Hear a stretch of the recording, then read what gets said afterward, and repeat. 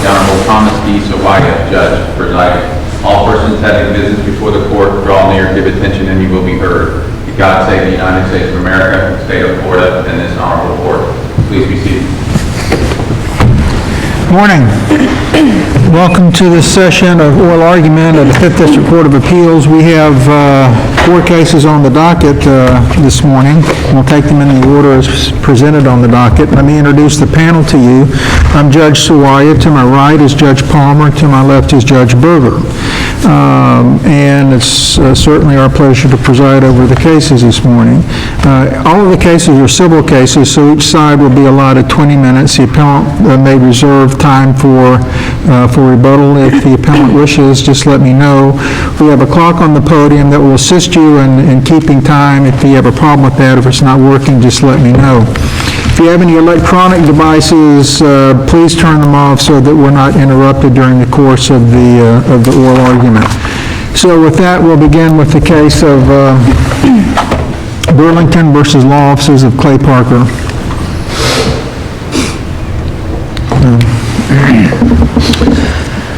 Good morning, and may it please the court. I'm John Mills on behalf of the appellant Burlington and ROCKENBACH. It is my sad privilege to stand here in place of John Hamilton, who was the author of the briefs. I'm sure his spirit is here watching over us and will let me know if I make any mistakes. The appeal boils down to, I think, one simple question, and that is, would it have been reasonable for an appellate lawyer, and the trial lawyers in this case, to agree to a fee in which the appellate lawyer gets paid more for doing less work and getting a lower recovery, and less if the client makes a recovery based on the fruits of the appellate lawyer's labor? It just doesn't work that way. There are 2 possible interpretations of this contract. There are 2 literal interpretations, and the appellees urged below, actually their argument below was that the trial agreement was superseded by the appellate agreement, and so therefore the trial agreement did not pay at all. The trial court ruled against them on that, and they've abandoned that on appeal. They've recognized they lost below, and they've made no argument on that. They said that's not an issue. So their argument on appeal is that you should interpret the word settle in the agreement to mean there's a condition precedent to the agreement that you only get paid if there's a settlement, and you don't get paid if there's a judgment and you collect on the judgment. And that's just wrong because it's not a reasonable interpretation. It's a literal interpretation, but an alternative literal interpretation can render a contract ambiguous only if it's reasonable. They have not offered one logical justification, nor did the trial court, nor is there any that can be divined for why anybody would agree to a contingent fee agreement where the appellate lawyers only get paid if there's a negotiated settlement. That might make sense if the services here were mediation services and they were hiring a mediation law firm. That would make perfect sense. In fact, it would probably be ridiculous to interpret it any other way. But here, this is for trial support services, attending the trial, and the additional, it goes from 1.5% to 2.5% once post-trial motions are filed, and Burlington and ROCKENBACH had to be involved with that. And the record shows there was substantial involvement with that. They had to do that. There was no promise that they were going to get the appeal. It was very clear in the trial support agreement that it did not apply to the appeal, and if there was an appeal, the trial lawyers or the client could have hired any other appellate lawyer. So there was no guarantee that if this case didn't settle and went up on appeal, that Burlington and ROCKENBACH would get any fee from the appeal. Now, it turned out that way, that after the trial was complete and it went up on appeal, they did hire Burlington and ROCKENBACH, and they entered into a separate contract there that expressly said the fee there is only for the appeal, not for the trial support. So both agreements kind of reference the possibility of the other, and that they are for separate issues. As to the standard of review it is clearly de novo. We're solely talking about contractual interpretation issues. Even if you say there's an ambiguity, resolving the ambiguity, there's no disputed facts here. We don't have contrary testimony about an event that happened. Well, didn't you all argue and get that excluded, though? You took the position that parole evidence shouldn't be allowed, right? We did. So it's a little hard for you to argue today if we find it ambiguous, there's no facts to support the other interpretation when you kept out any testimony about those facts, right? That's correct. Now, there hasn't been a cross-appeal of that ruling, and we're not here saying that evidence should have come in. But under the cases that I think my sister cited in her answer brief, there is a line of cases that say when both parties each say the contract is unambiguous, and they just differ on what it is, if the appellate court and the trial court picked one of those as the unambiguous result, the cases they cite say that if the appellate court disagrees with both sides and says each is a reasonable interpretation, the result is to send it back for a trial on intent. So we're not seeking that because we don't think, and we're very strong on this, their interpretation is not a reasonable interpretation under the context. We agree with them. You look at the context, and under the context of this agreement, that's just not a reasonable interpretation. So it's not ambiguous just because there's two possible interpretations. They have to be reasonable. But if I'm wrong, and you conclude their interpretation is reasonable, and our interpretation is reasonable, then that means you have to have a finding of intent. And you look at rules of statutory construction. The first one is construe against the drafter. And trial support agreement was drafted essentially by both sides, is that correct? I think it was drafted by the trial attorneys, and then I think there was collaboration, but I think that the evidence shows that it started with them. There were some amendments and some strikeouts and some additions in handwriting. Yes, that is correct. Right. And so that is not a perfect statutory construction guide here. I mean, it's difficult if you conclude it's reasonable. Again, the problem is, why would an appellate lawyer agree to this? Why would any parties agree to this? There's never been an answer suggested to that. There's never been any reason to think, well, it might be reasonable for the appellate lawyers to say, okay, we only get paid more if you guys settle out of court. But if you don't settle out of court and we have to go do all this work we're under contract to provide, and we have to continue to fight over post-trial motions, then we don't get paid this extra, even if there's full success and you recover far more than you could have in settlement, as turned out to be the case here. So that's just not reasonable to interpret it that way. Nobody would do that. So I think you're limited to the only reasonable interpretation here. One of the arguments your opponent has made is that if you look at the language of the appellate contract, it's much more explicit as to the circumstances under which you can get the fee. How do you respond to that? That's true, and this trial agreement could have been drafted to avoid the literal ambiguity here if they'd said received instead of settled, when the gross proceeds are received instead of settled. You could have drafted this better. There's no doubt about it. But that doesn't render it invalid. It doesn't render it ambiguous.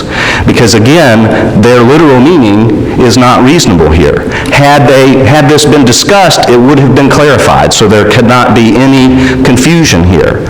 But I would guess that nobody even thought about that as a possibility when they were drafting it. And it is important to understand here that this is not about whether the client gets any money. This is the trial lawyers have a 40% fee here. The only question is, out of that 40%, do they have to give 2.5%, 2.5 points to the appellate lawyers? So if the answer is no, the trial lawyers keep a larger part of their fee based on the work that the appellate lawyers did in helping them secure a victory. That's perverse. It's absurd. That can't be the result here. The only conditions precedent to the payment of a fee are receipt of gross proceeds. And then determining the fee, whether it's 1.5 and 2.5, you have a condition of whether post-trial motions were filed, whether we pass that stage. And both of those were satisfied here. And there's some suggestion in the brief that we abandoned our argument that the use of the word settle here was a temporal term. I don't understand that argument. That is our argument. This language of if it settles before or if it settles after is not saying, and if it doesn't settle, you don't get paid. It just says the contingency is payment, and it's 1.5% if it occurs before post-trial and 2.5% if it occurs after. And that makes sense because it reflects the appellate lawyer's role becomes larger and more work by the appellate lawyer when you move to the post-trial motion stage. Because that is when typically the issues that are going to become paramount on appeal are really brought to a head and are argued. And so that's the reason for it, and that's the only reasonable way to interpret it. I did file a notice of supplemental authority yesterday, which I hate doing on the eve of oral argument, but I do think it would be helpful to the court, and I checked with my sister to make sure there'd be no prejudice by doing that. She had no objection. The supplemental authority is merely a dictionary definition from the newest edition of Black's Law Dictionary. So in the briefs, reference was made to the 8th and 9th editions, which do not define the term settle, which is the term used in our agreement. Instead, they define settlement, which is a noun, and there's arguments over which of the definitions would apply. But really, I think you should look at the definition of settle, and that's in Black's Law Dictionary. That's what we provided. And nowhere under any of the definitions, nor under settlement agreement, is there anything that says a compromised agreement or the result of negotiations, all the things that they say you have to have. That's not in any of these definitions. What is in the definitions, both of settle and settlement, is a concept of resolution by payment. You pay it, you've settled it, you've resolved it. That's what we think it means. We think that's the only reasonable way to interpret it. Now, in both definitions, there is also reference to resolution by agreement. And that applies here too. Even if you were to accept that definition, that this has to be resolved by agreement, this one was. Maybe it wasn't a big compromise agreement. There's some back and forth in the briefs over whether there was a compromise on the amount and some competing math calculations. I don't think you have to get there and determine what those calculations are, which is right. I think even if the amount was correctly calculated, there was still an agreement here. A judgment is only worth the paper that it's written on. And all we were entitled to, we had a judgment in our favor reversed. So it's no longer a judgment in our favor, it's reversed.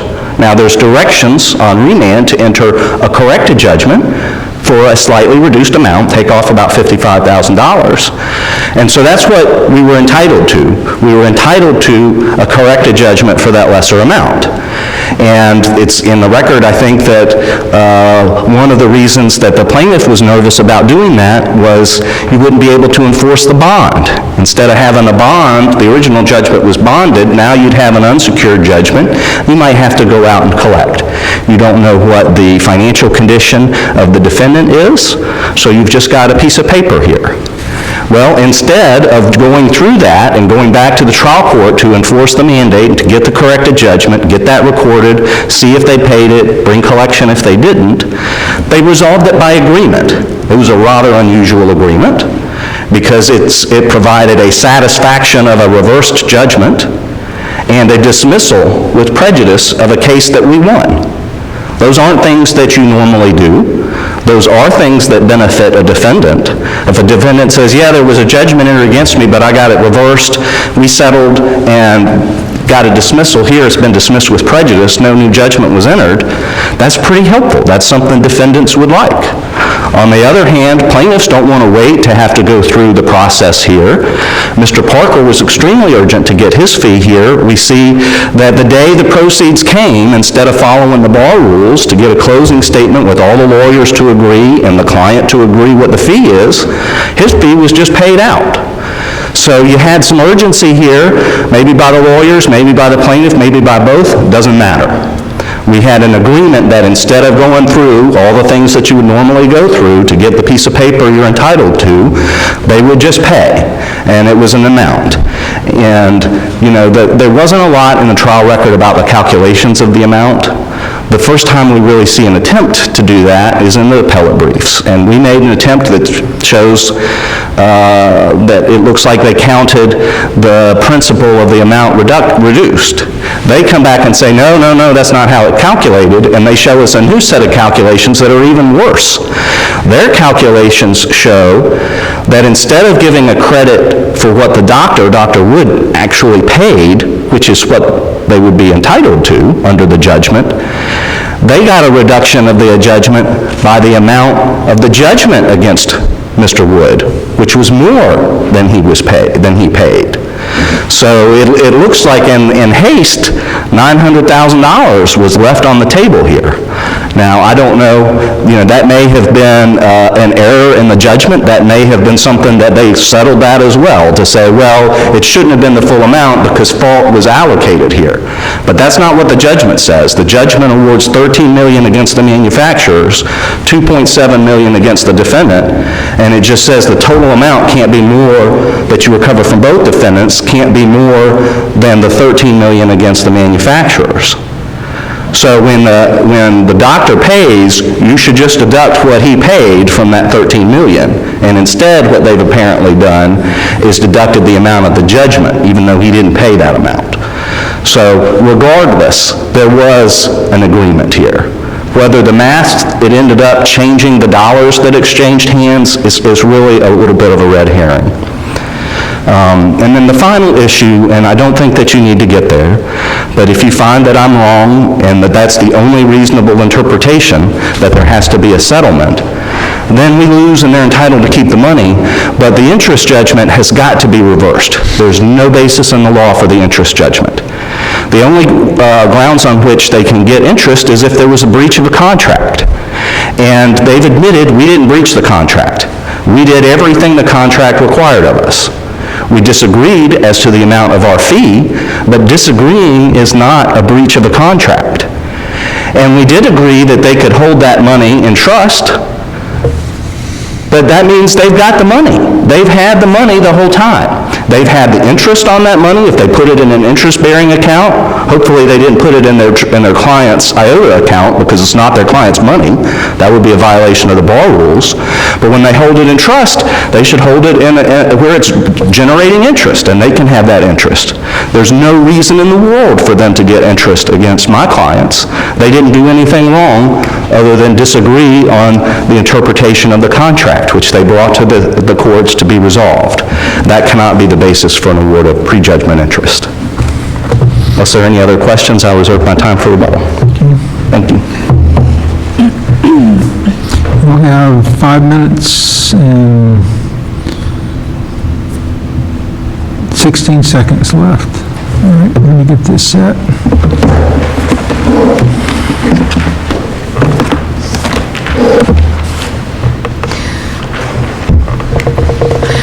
May it please the court, my name Let me is... set this just real quickly.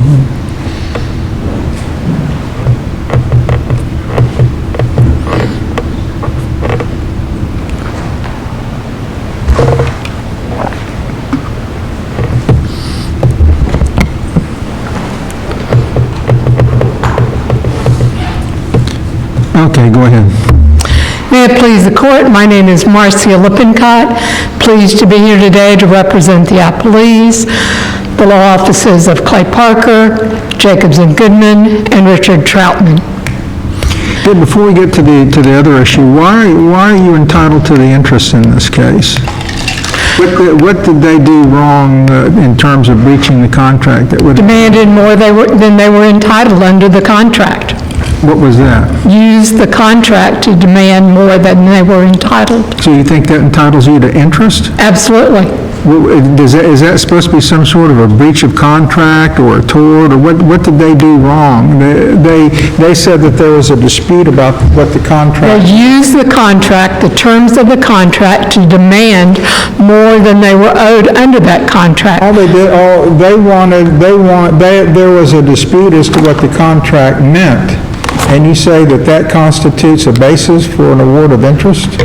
Yes, Your Honor. In addition to that, we say that we're entitled to prejudgment interest, that prejudgment interest is mandatory. but for their demand, we would have free and unfettered use of that money. Well, it's been held in an account by mutual agreement of the parties, right? Yes, Your Honor, but for their demand, there would have been no agreement, and we would have the free and unfettered use of that money. It all stems back to their demand. You could have taken the money, they could have filed suit against you for breach of contract and litigated that, and if they won, they get the money. If they lost, you get to keep the money. When you made a decision to enter this agreement that the money would be held in this separate account, But again, Your Honor, that agreement goes back to the demand. But for the demand, there would have been no agreement, and the appellees would have had full and unfettered use of those funds. So it all goes back to their demand. Well, would the funds be interest while they were in the account? That's not in the record, I do not know. Not in the record? No. All right. So, going back to the main issue. When we get to the main issue, the contract to employ appellate counsel says that the payment of the fee pursuant to this contract is in addition to the fee due the appellate law firm for representation of the undersigned client in the trial court. So really, the only dispute that we have is what does the trial support agreement mean? Is that right? Correct. All right. And it says that, and we're talking about the percentage. They were paid the hourly rate, I think, and so we're Yes, talking Your about Honor. the percentage. They're the only attorneys in this It says that they case. will be entitled to percentage if it is settled prior to the filing of a motion for new trial or other post-trial motion by any defendant. And you hone in on the word, what does settle mean? Correct. Is that right? Yes. All right. And your position is settled means what? Means resolved outside of court by agreement. Or it could be settled by a jury verdict, right? Determined by a jury verdict. That would be one definition of settled, wouldn't it? No, Your Honor, we disagree. well, let me ask you this. It says then, if the case is settled after Burlington and ROCKENBACH is requested to take any action in preparation of a response to or drafting a motion for new trial, I mean, what would be the point of drafting a motion for new trial if if they didn't get the 2.5% if it's settled? I mean, if you're arguing that settlement means resolved short of trial, then what would even be the point of... Not resolved short of trial, Your Honor, but resolved outside, I mean, in this case, the underlying case did settle as to one defendant, and that was Wood, and that was after verdict, after final judgment, after the notice of appeal filed, but Wood did not carry forward with the appeal. Wood settled. The only circumstance you would be talking about, if we accepted your definition of settlement, would be that a jury verdict comes in and then they agree to the plaintiff agrees to accept a little less in the event that an appeal's not filed. That would be the only scenario where there would be a settlement, right? No, Your Honor. How else would it be settled then? Just like I described. I mean, you can settle at any point, and It says settled prior to the filing of a motion for new trial. So we have... that only has to do with increasing the percentage from whatever it was, 1.5 to 2.5. But both elements there have the words "if settled." Okay, settled when? Settled anytime. Settled anytime after We have a that. jury verdict in this case, don't we? So the case went to trial. Right. And a jury verdict was rendered, right? Correct. All right. And it says settled prior to the filing of a motion for new trial or other post-motion by any defendant or preparation of a motion for new trial or other post-trial motions for plaintiff. You're saying that's not the key language here? The key language is "if settled." And settle can occur after verdict, after final judgment. Show me what you say the key language is in this trial support agreement. Where's the key language? if settled is a condition preceding to an additional fee. They weren't entitled, it's important to understand here that these attorneys, the appellate attorneys, are the only attorneys who are guaranteed any fee. They get 2.5 of the gross recovery if the case is settled after, and then I have to read this language, Burlington is requested to take any action in preparation of a response to or drafting a motion for new trial. Would that be the key language that we're talking about?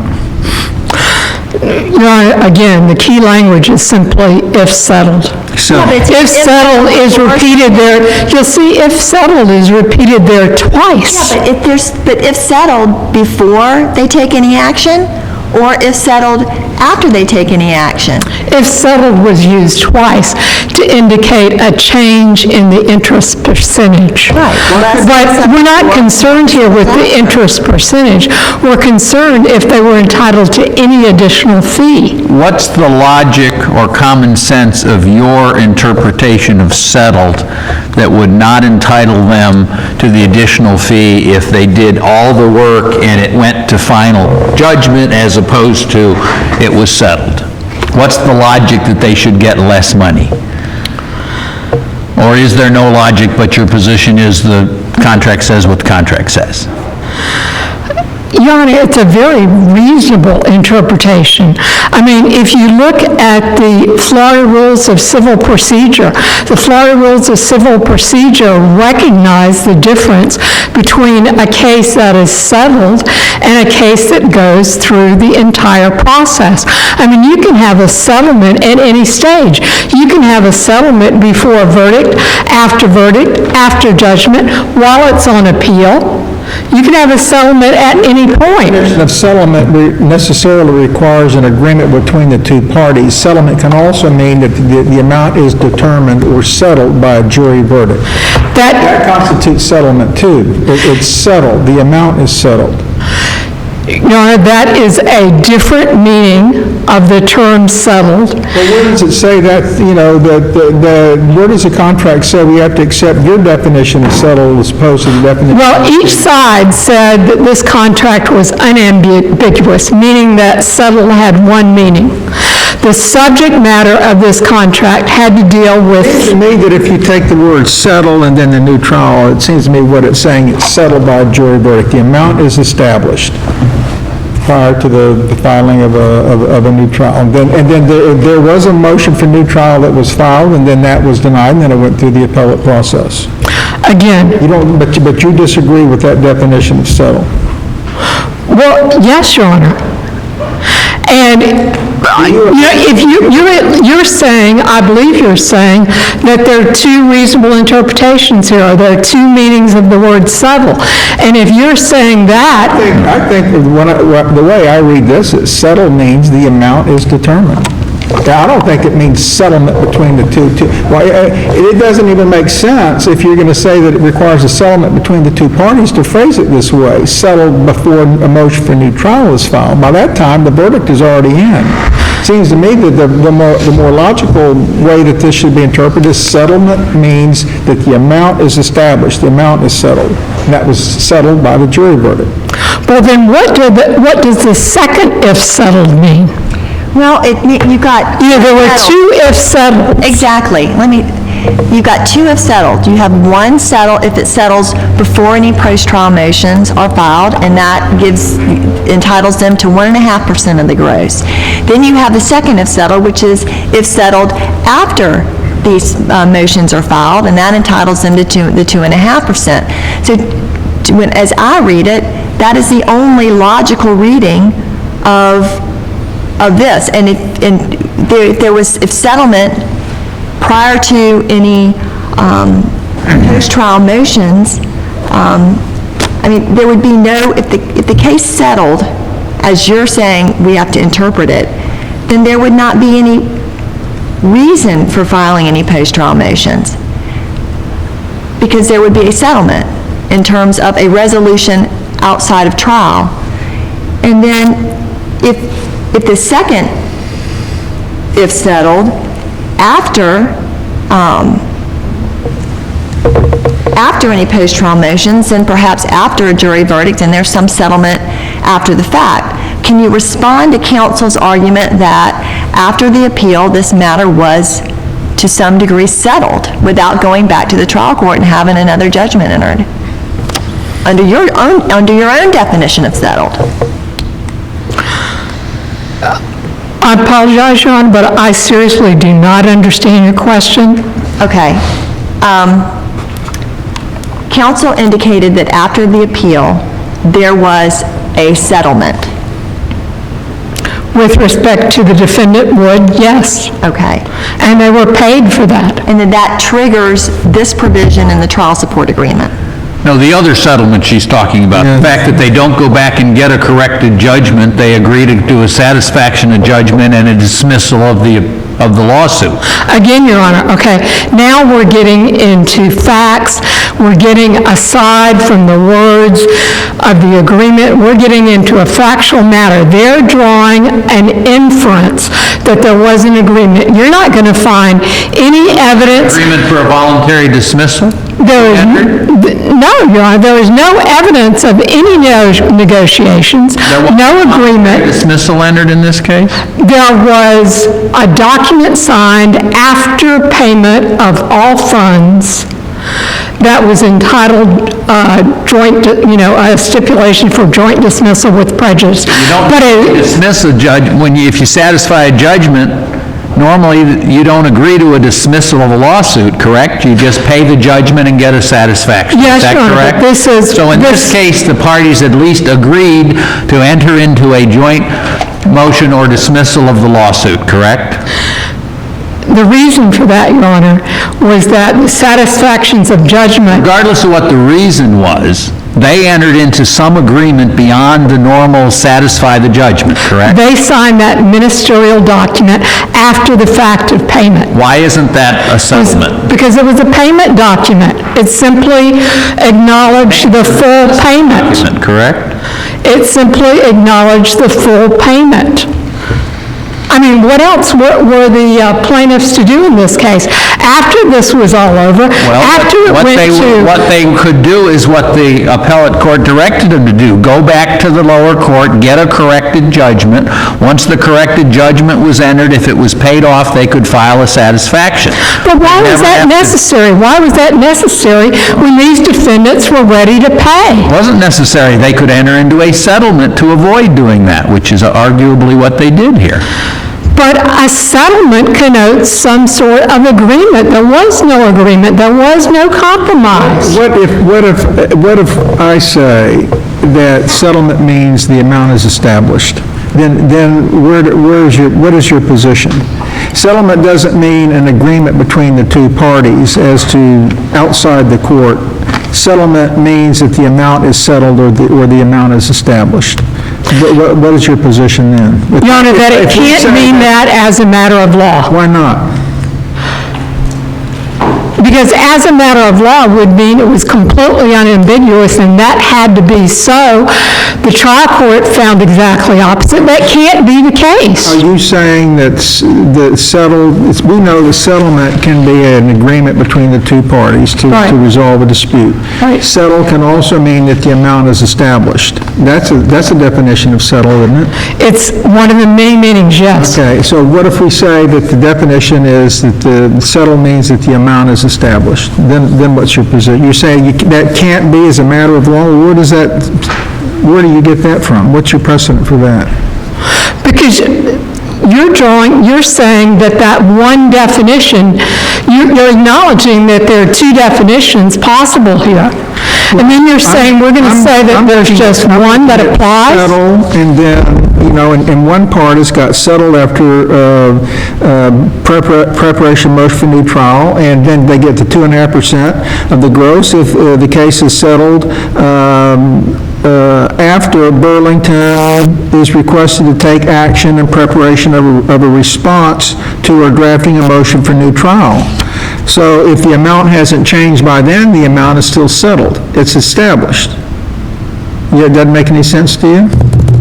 No, Your Honor. Okay. I mean, The way this makes sense to you is if there's an agreement between the two parties to settle a case mean- after a jury verdict has already established the amount. if you want to say that settle has multiple meanings, yes, I agree with that. If you It want, does have multiple meanings. yes, but So if in this settle means... context, we say it was unambiguous, and it means what normally, Yeah, but settle can also normally mean the amount is established. but if there are two meanings, then doesn't that make it ambiguous? Not if one of the two meanings leads to an absurd result. Would you agree with that? But why Would you is that agree an with that? absurd result? Would you agree with that principle? If there are two definitions, but one would result in an absurd result, that we could then determine that the other definition applies? Yes, I would agree with that. All right, let me ask you this question. Why is that not absurd? Going back to the interest question. If you do not succeed, if the other side succeeds on this appeal, and it's determined they're entitled to this additional fee, are they entitled to interest on that amount? Yes. Okay. But again,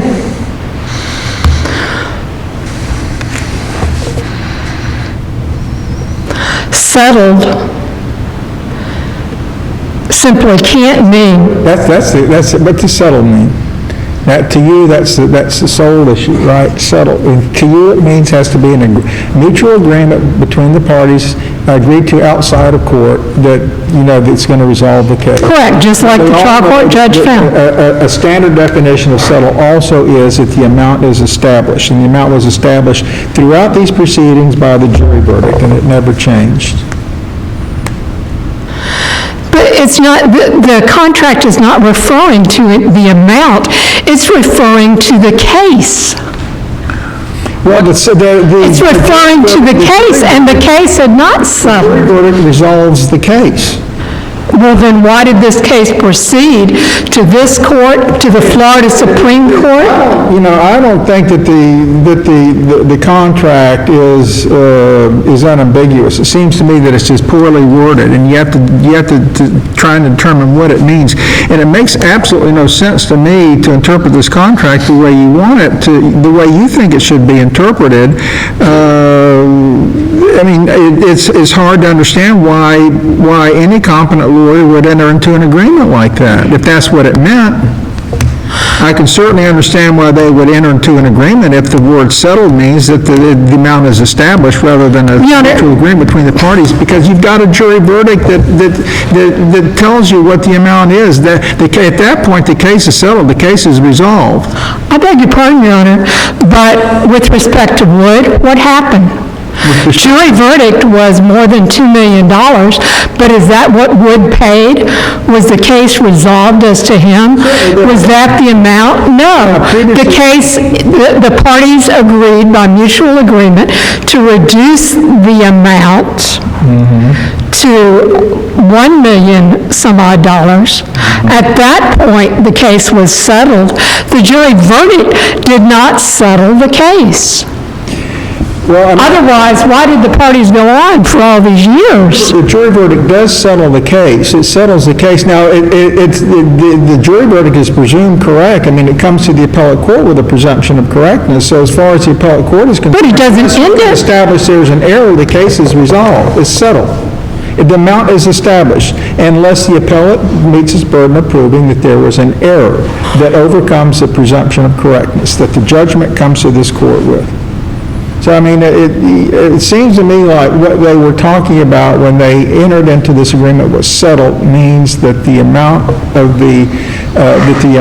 was to be paid for damages was established. But, Your Honor, when you look at this contract, it doesn't say anything about the amount.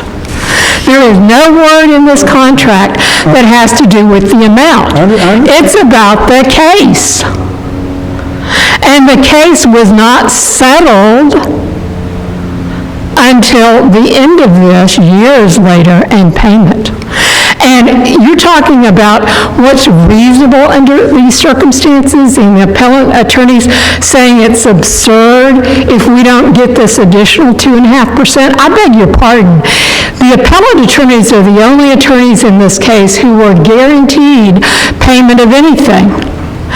Most of the attorneys involved in this case for the plaintiff joined back when this case started back in 2004. Most of the attorneys labored on this case for years and years and years without payment. Many reasons why trial counsel want to bring in appellate counsel. Certainly. During the course of a trial. Certainly. And appellate attorneys make different agreements about what they're willing to assist at trial for. Here, they agreed. You want us to find that it's not absurd for appellate counsel to enter into a trial support agreement that basically doesn't allow them to get paid. That's not true at all, Your Honor. That is not true. This trial support agreement guaranteed them $200 an hour for every hour they spent, regardless of the fact that nobody else on the plaintiff's side was guaranteed anything. In addition to that guaranteed fee, they were also promised 1.5% to 2.5% if the case settled. Then, at that point in time, they were entered into a new agreement for appellate services where then they were, the contract fee was 5%. Okay, now are you saying that settle means payment? So you don't have to have a mutual agreement between the parties. Settle just means that one party pays it, the defendant pays it, and that's it. No, Your Honor, I'm saying that settle means an out-of-court agreement. Okay. You've exhausted your time, so you actually spend a little more than 3 minutes, so. Thank you very much. Okay.